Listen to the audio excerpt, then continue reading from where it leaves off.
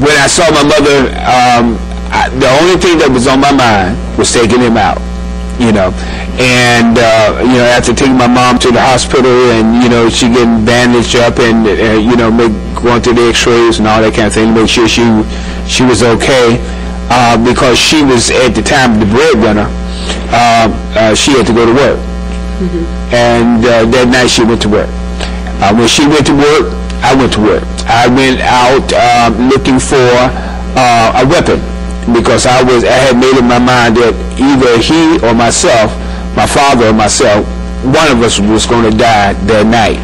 And when I got home, after acquiring a weapon, it was a pocket knife. They didn't sell me a gun because I was too young. When I got home, he was not there.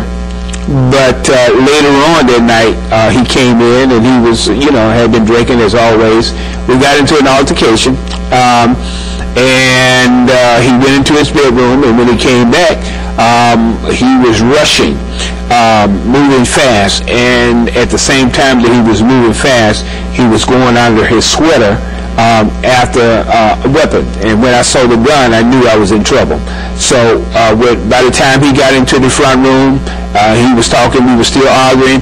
He went for his weapon, I went for mine. I had my pocket knife in my top pocket, and by the time I looked down to get my weapon, I looked up in the barrel of the pistol, and he shot me right here in the chest, knocked me to the floor, and things were moving so fast. When I hit the floor, I tried to get up. I realized that I couldn't lift my legs wouldn't move, and I heard the door slam. So he shot me, he left, and my brothers and my smaller brothers and sisters came into the room, saw what was going on. They panicked, and they ended up fighting over the phone, trying to call, you know, some help. One of the neighbors across the street heard the shot, came across the street when they saw my father leaving to see what was going on. And when they opened the door, he looked down and saw me on the floor. Called 911. They rushed me to the hospital, and that's where my second battle began. Wow, that's awesome. So could you talk to us a little about the adjustment? What happened when you woke up? Did you remember anything about being shot? Well, when I got to the hospital, I was going in and out of a coma. I remember going into the x-ray room, but I don't remember anything that was going on there.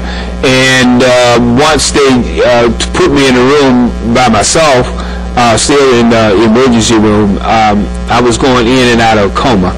And the doctors and stuff, they were working on me. I remember that. But the thing that impacted me was I heard a voice say, "I got you. You're going to die and go to hell because you haven't done anything to please God." And at that point, I realized that something else was going on that I had never experienced before, and it was an experience with the devil coming to take my life. And at the point that he said I was going to die and go to hell, what happened was I started to lose consciousness. And when I did close my eyes, I was in a tunnel of some sort, and I looked around, and this tunnel was dark. The darkness was so thick you could actually feel it. And I looked around in that darkness trying to figure out what was going on, and I looked down, and my body was laying in the hospital bed, and the doctors was working on me, and I'm up here and they're down there. I'm trying to say, whoa, what's going on here, you know? And so I started to pray. Now I'm saying, okay, God, I don't know what's going on here, but I don't want to die. I want to live, you know. I don't want to die. I want to live. And when I began to pray there and say that, I came, opened my eyes, and I was back in the bed, you know, in the hospital room. But I didn't see the doctors and the nurses. What I heard was the voice said, "You can't stay. It's time for you to go." You know, and I looked up, and at the foot of my bed was an angel standing there. I didn't know it was an angel, but it was a man that was glowing, and he was bright. I mean, really bright. And I was afraid. I was terrified. And the more I looked at him, the more I could feel that spirit of fear just leave. And when I came to a place of peace, that voice came back and said, "It's your time to go. It's time for you to go." And when he said it was time for you to go, I found myself back in that tunnel, and this time I was being transported to a place, and I didn't know where I was going. You know, when I heard other people talk about it, that tunnel, they talk about going to a place and coming to the other side, and it's all bright and everybody you know and all that kind of stuff. Yeah. Mine didn't turn out that way.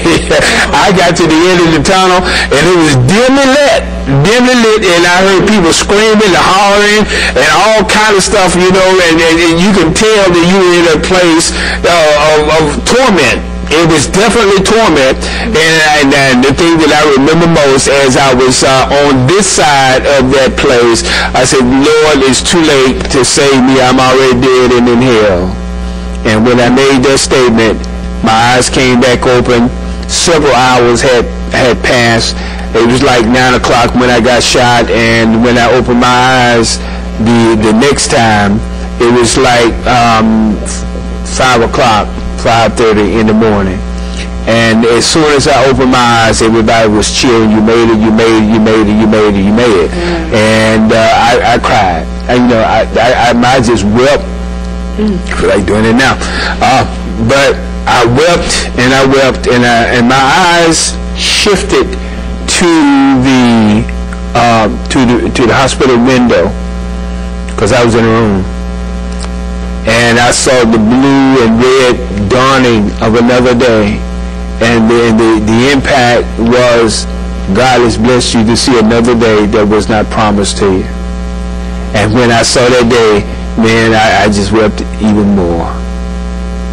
Reverend Harris, I have never heard a testimony like that. That is so powerful. That's awesome. Just to see how God has moved and blessed you and brought you this far. Yeah. And the thing that was awesome was